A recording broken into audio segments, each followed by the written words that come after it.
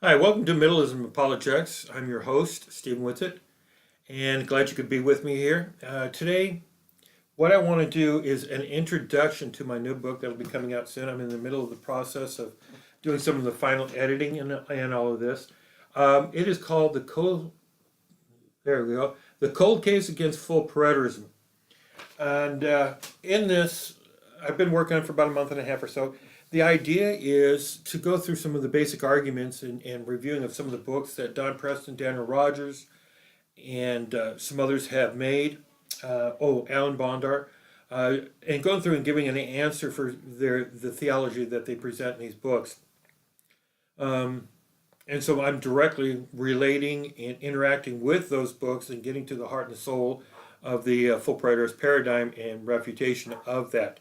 Now, to give you a general outline of the book, maybe to whet your appetite, maybe get you curious about that. The first chapter begins with the foundational. Now, the idea is that when you look at full preterism, all of them want to reject the early church fathers. They reject the creeds. They reject any kind of established theology of scholarship. Where does all this ideas come from? Where are they birthed out of?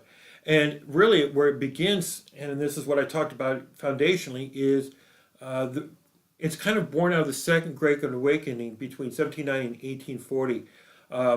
And I deal with the history of the churches of Christ and what was born out of that. And I go through where this whole attitude was and happened and everything else, and kind of document it with some research. Some of it I borrowed, but it deals with, of course, Candle and Stone and the birth of the disciples of Christ and the churches of Christ and those basic principles and the things that they rejected. And of course, the premise of all of that was to reject traditional scholarship. Their whole goal was to go back to the first church and just do it as the first church did it and ignore 2,000 years of history, because they rejected the authoritative of the Wesleyan Church and the others that were all part of the Second Great Awakening. So I cover that flaw in their organizational foundation of the Church of Christ that has separated them and made them marginalized. Same way we would marginalize Quakers and Mennonites and other groups. We're not saying they're not Christian, but they get marginalized because of this set of beliefs that they have, and it's adopted all the way through. No recognized real clergy, for example. Don Preston will go to the Memphis School of Preaching, as will, Bell, I believe it was, that did that. But the idea is you're not going there to get a theology education. You get there to learn about the Bible. You're not there to get a degree because degrees don't count any much. And these kind of thoughts and these things kind of go on. But it's kind of funny that they'll go to a college and learn from the Memphis School of Preaching from preachers who have PhDs and things like this. It's kind of funny. We're not supposed to have any formal, but here we're doing it.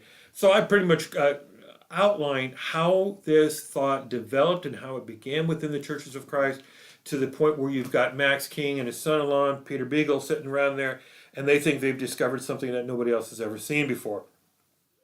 So I cover those basic series of flaws in that and their theology and doctrines and the structures and kind of expose that. Then I get into the real heart of things, the foundational things that I think that, and these are the two basic doctrines that I kind of document and work our way through that has been understood for 2,000 years, and they are the basis of the two biggest part of the denials of full preterism and these two doctrines, or these theologies, a little bit more specifically, because they've rejected all doctrines. They forget these two things. They don't have a proper hermeneutic that allows for these two doctrines. And the first one is an anthropology, the study of man, and the other is the incarnation. Now, in the doctrine of man, we study and we look at how was man created. And the heart and the essence of the book, and this is what I argue, is that man was created body, soul, and spirit. That is what man is to be. That was the way he was made. That is the way it ends up at the end of the book, that man is body, soul, and spirit in the new heavens and the new earth, not floating around in some clouds. The second issue that I deal underneath that is the death of man.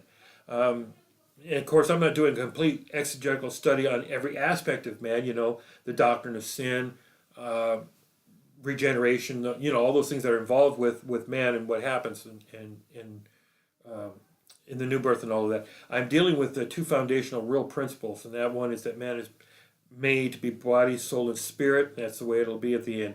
The second one is the death of Adam. I covered that in dealing with Don's book about that. That the death of Adam was physical death, was what we've been threatened with. And of course, I wrote this chapter long before the debate started with Ed Stevens and Don Preston. And so much of my argument in there about the death of Adam follows along the same lines as Ed Stevens in the debate that he is having with Preston and about the rapture and the nature of the rapture and all that. And Ed Stevens thing, he comes back and he's talking about the lamb that was slain, or the animal that was slain in the garden, where their skins covered up, man said, and that being a type and a shadow of the sacrificial system that was to come into play. And that's what is being represented there. So instead of them dying, it was the animal that died. Without the shedding of blood, there is no remission of sin or forgiveness of sin. And there was sin given to Adam, even though he had to deal with the consequences. And that is something you got to understand.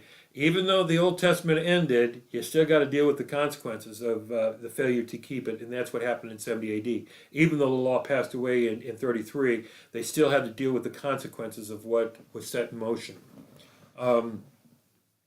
So dealing with the doctrine of man and the death of man, we kind of summarize those two key points. The second point that we bring up is the doctrine and the theology of the incarnation. See, many full preterists will accept the fact that, of course, that Jesus became man and became flesh, but then he got rid of his body after he died. Well, see, in the incarnation, just as man was created to be body, soul, and spirit, so was Jesus. He is body, soul, and spirit forever and ever and ever. He is fully God, he is fully man. And that is the wonderful thing that God created man and thought so highly of him that he did not think it nothing to become a man as well as become God. Wow, what a value that God puts on man in his creation and by becoming man. So I deal with the doctrine of the incarnation and deal with some of that. Now, those become foundational to what comes next. In the beginning, I start with the third chapter there of in the beginning of AD 70, and I talk about how this preterist paradigm is built on those two faulty doctrines to begin with, but then what the issues are of all that's involved in dealing with that. Let me see something here. Yep, okay. Then, my next chapter, I deal with the 101 time statements. And here's the thing I want to put out. I listed all 101 of them, and many full preterists have accused us of never dealing with them. But here's the summary of what I'm going to give to you in the book. Yes, there are time statements that are written in the Gospels that concern 70 AD. There's no doubt about that. There are other minor references that concern 70 AD, but very, very, very, very few. Revelation has nothing to do with 70 AD, it being written after, so it has nothing to do with that. So anything that you find in Revelations has nothing to do with 70 AD or its fulfillment and timing of what was coming soon. I explain exactly what those passages actually really mean from the Greek and go into an exegesis on those without trying to tie it in before or after, but just in the plain words that it talks about. Then I point out, and a lot of time statements are not actually time statements, they're very fake. In other words, if there's a passage that starts to talk about the second coming, it's talking about the second coming, but it's talking about the nature of the second coming, or, that is Jesus coming back, and it has nothing to do with timing, but because it mentions the second coming, preterists will go, there's the time passages. Well, why? It's not talking about, it's just stating that something is going to happen. He's going to come back again. Well, yeah, he's going to come back, and it has to be in 70 AD in this generation. Therefore, that's a timing statement. That points to him coming back in AD 7. That's dishonest arguing, very dishonest arguing with scriptures and not being true to it. That's the association problem, and major problem with that. So I deal with the 101 times. Then I go to like Father, like Son. I deal with Preston's book and dealing with the nature then of his coming. And I point out some past discussions that I've had with Don Preston about the word parousia and what the Bible states about it. Now, I put a lot of that more detail into my first book, Middleism Eschatology. I deal with it a whole lot more, exactly about the second coming, very much about that. But here I just give it some brief apologetics against Don Preston and what some of the things that he says and what he's going on about. So we deal with that. Then my next chapter, which is chapter 7, I am go through all 10 chapters of Alan Bondar's book, Between the Veils. And here's the heart and the soul of the problem with that. One, he wants to claim that the veil was first one was broken was the first one. That was the one that was ripped in two, and Jesus had to take a 40-day journey between the two veils before he came to the second one, and that's where his body was burnt up at the second one, and that's why he no longer has the body. So we're going to go through that exegetically and theological, and especially from 2,000 years of history, of why those two things are wrong.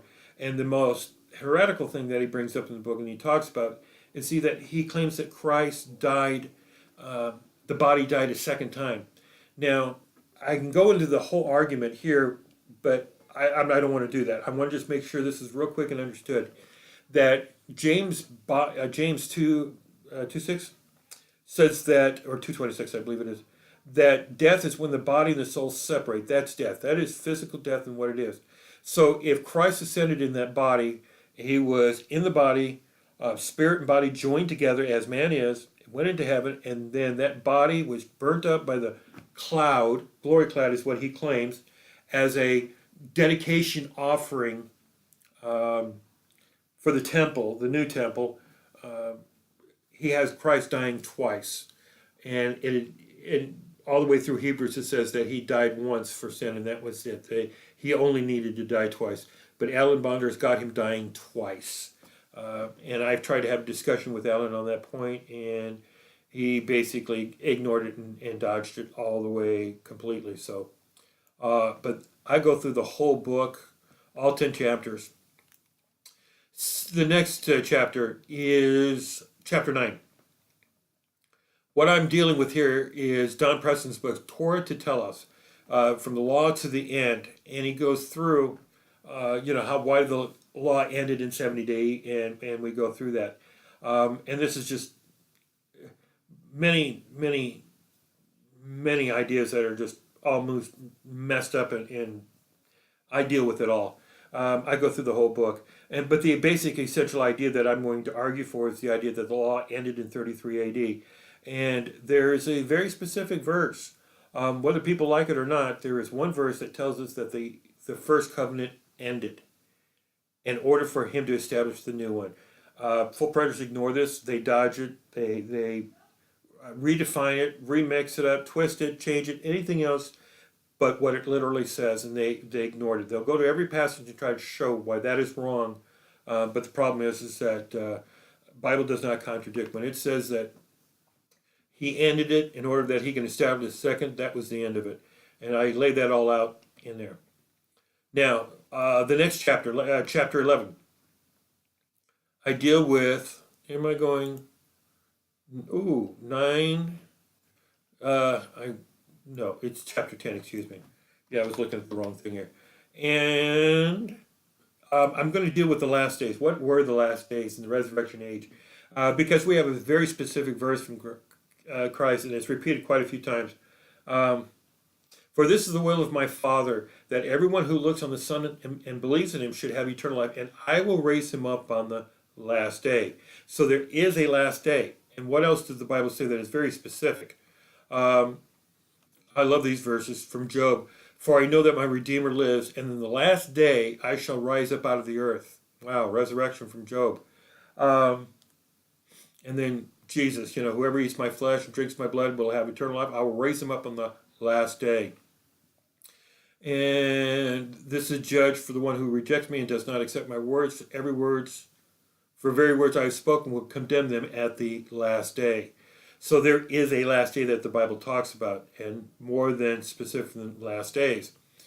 Now, preterists also argue that, the heaven and earth will never pass away. It's easier for, what was fulfilled. It's easier for heaven and earth to pass away than for every jot and tittle. Well, here's our problem. Bible says 3 times, heaven and earth will pass away, but my words will not. So the heaven and earth will pass away.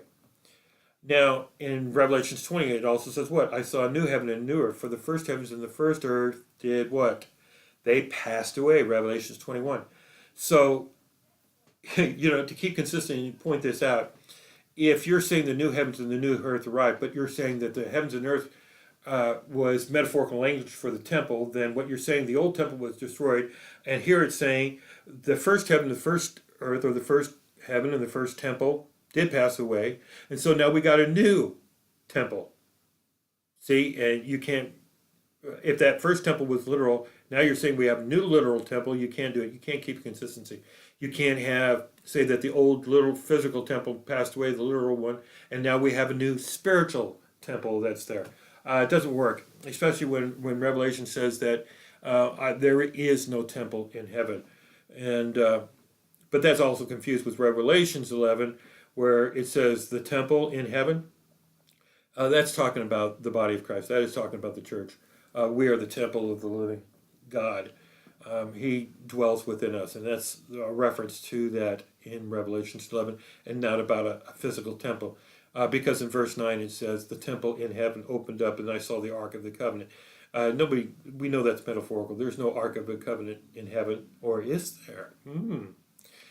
All right, and then in my last chapter here, wrapping it up, I finish it all out and deal with some of the inconsistencies that are very explicit and show up all the way through full preterism and show why they don't work. Let's see. Things like Paul teaches a visible manifestation of Christ to the whole world when he comes. Full preterism teaches an invisible return. That's an inconsistency. There's not one declaration by any Christian that Jesus returned in AD 70, but the full preterist claims he did. That's inconsistent with history. John said, we shall see him at his coming, even though that John was not living in or riding to Jerusalem. Why is it John never declared he came when he was living in Ephesus, is where he's buried? Paul taught that every Christian alive, from Corinth, Thessalonians, where the two main books are talking, would be changed to be made immortal at his coming. So why did John and all the rest of them die after 70 AD if they were supposed to be made immortal? Why were they not changed if he came? Full preterism denies a bodily resurrection of the saints, but every example of a resurrection of a person who has fallen asleep is a bodily resurrection in the Bible. There is no other exemption to that. There is no description of them coming out of Hades and into heaven. In fact, we could sit there and argue and have the scriptures to back up that Christ descended into hell, the lower parts, preached to those that were in prison, and because of his blood being poured out, which was the ransom, which was the price for our freedom, the way is opened up into heaven because that he died for us. There's no reason for people, Christians, to stay in Hades for 40 years if he's paid the ransom price. Everywhere I know, you pay the price, you get out. You don't get locked up for another 40 years. Another inconsistency. Jerusalem in Revelation is called the camp of the saints, but in Revelations 20. But if it's a recap, why did every Christian flee Jerusalem prior to AD 66 if it was the camp of the saints? Interesting thing. And of course, this is after the war, right? Now, if Nero is the beast in Revelation 19 says that Christ, when he returns, throws the beast and false prophet alive into the lake of fire, yet Nero committed suicide in 68, how can Christ reveal who the false prophet are and the beast are, and then throw them alive in the fire if Nero committed suicide in 68? But then you got to tell me who else he is. And I know there are other theories out there, but the most popular one, of course, is that it's Nero. So we deal with some of these things and point some of these things out, and then we do a complete wrap-up of the book and point things out. And then I follow up on the appendixes. I deal with why I am a premillennialist. I explain that. I deal with a couple of specific arguments of theology. One is the infinity one that Sam understands. I call it the end of the book. And basically the argument is this, and understand this. He says the book of life is a book of names of everybody who was known to be Christian from the foundation of the world. So this would include the names of every person who has ever lived between 33 AD all the way to this present time, our names would be in that book. Since we are Christians, our name is written in the Lamb's Book of Life. And if your name was not found in it, you were cast into the second death, cast in the lake of fire. If your name was not found, and that's how they were judged. So if there is a book that has every name written in it, there is the last page, and there is the last name on that last page.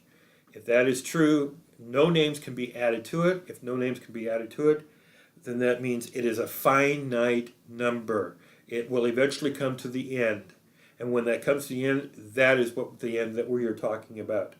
And I explain, you can go through that argument. Appendix C, I deal with the time passages. I have them all written out there and kind of expose them. Appendix D, I deal with flesh and bones, not blood. There's an argument why Jesus said he was flesh and bones and not flesh and blood when he was talked about in Luke 24 after he was raised. And then Appendix E, I deal with the captives motif, dealing with from Psalm 68:18 to Ephesians 4:8. Who are the captives that were led captive on high? And I just briefly explained that. So that, in a nutshell, is the book. I've gone on now for 21 minutes in introducing this to it, but that is what will be coming out. If anybody, now I'm not going to say I'm going to give a copy to everybody. I can't do that. But if anybody is really interested in interacting with some of it, just give me a message, and I'll see you on Facebook and let me know. All right, thanks for watching, and thank you for allowing me to introduce the book to you.